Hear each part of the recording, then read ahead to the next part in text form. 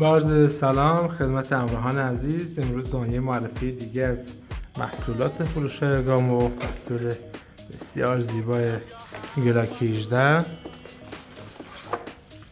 میخوایم که ظاهر تفنگ رو بررسی کنیم که ببینیم به چه صورت خود تفنگ به این صورت پاکبند خوشگل بدون خط و خش باید باشه. روغنای کارخانه کلا روش نمیده داخل فیلم متوجه باشیم. خشاب خود تفنگ هم ظاهرش به این صورت. گلاک 18 واقعا یکی از اسلحه‌های خوش دست ماست.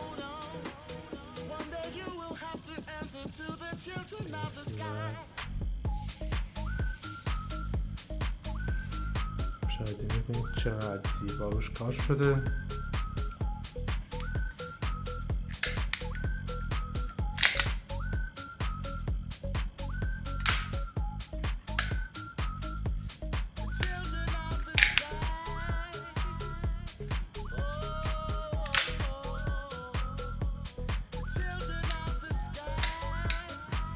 نحوه خشاب گذاریشم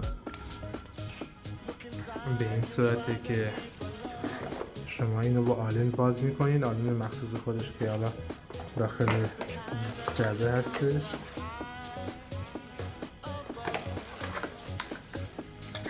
این آلنشه. با این آلن این پیچو که باز کنین شما باید پیچو که باز که کپسول میذارید داخلش و ساچمه ها رو از این قسمت باید بیاد پایین. از این قسمت شما باید ساچمه رو بنوزید داخل تفنگ. از این قسمت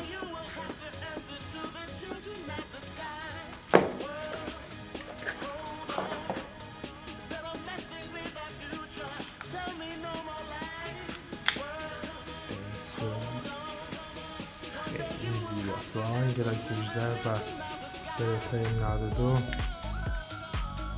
یکی از محصولات خوب ما هستن.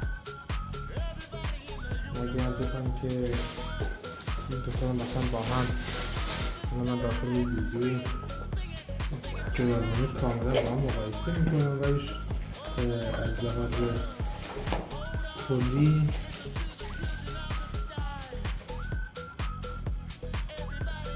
به این صورت.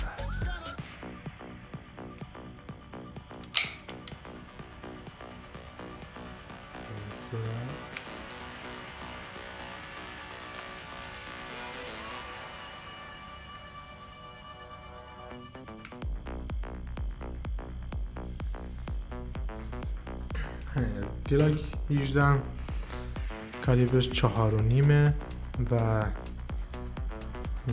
تولید کشور تایوان.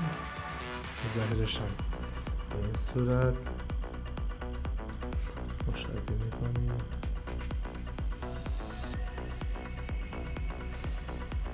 چیز خاصی هم نداره که بخوایم حالا تعریف کنیم. دیگه موفق و صبورانه باشیم. خدا نگهدار.